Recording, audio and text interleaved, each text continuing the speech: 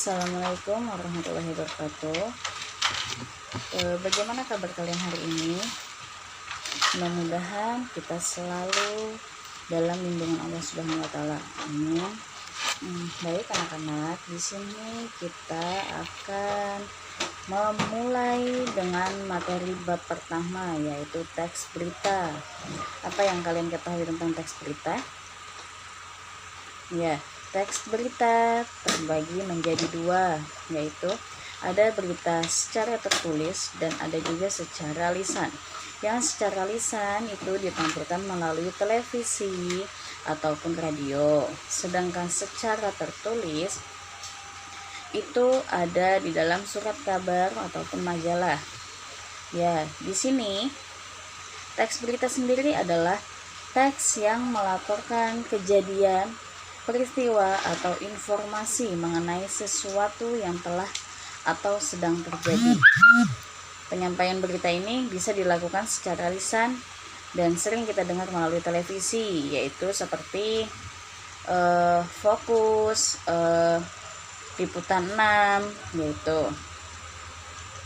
Sedangkan yang ada di media cetak yaitu seperti koran dan majalah. Yang tadi di dalam teks berita terdapat 4 unsur yang harus dipenuhi agar menjadi sebuah peristiwa sehingga layak menjadi sebuah berita atau yang diberitakan.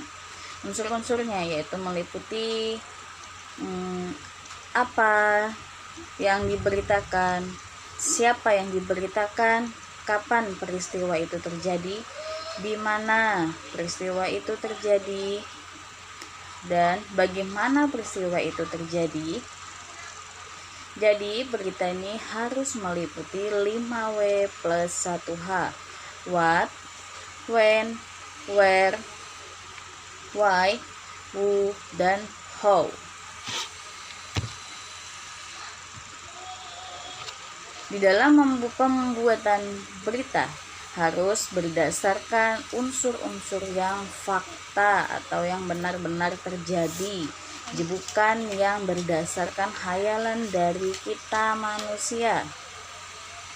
Dan unsurnya harus menarik, jangan yang membuat bosan, karena dengan dari tulisan atau berita yang menarik itu akan memancing untuk si pembaca tertarik untuk membaca berita yang akan kita sampaikan atau berita yang akan kita cetak dalam media massa. Struktur teks berita ada orientasi, peristiwa, sumber berita. Dalam penulisan teks berita itu digambarkan seperti piramida terbalik. Ya, tadi sudah kita lihat bersama gambar dari piramida terbalik, yaitu di situ nanti berikut ada penjelasan dari lead, neck, body lanjutan. Itu nanti akan Ibu sampaikan atau bisa kalian catat melalui file yang akan Ibu kirim lewat ustazahnya. Di situ kalian bisa mencatat pengertian dari segitiga atau piramida terbalik tersebut.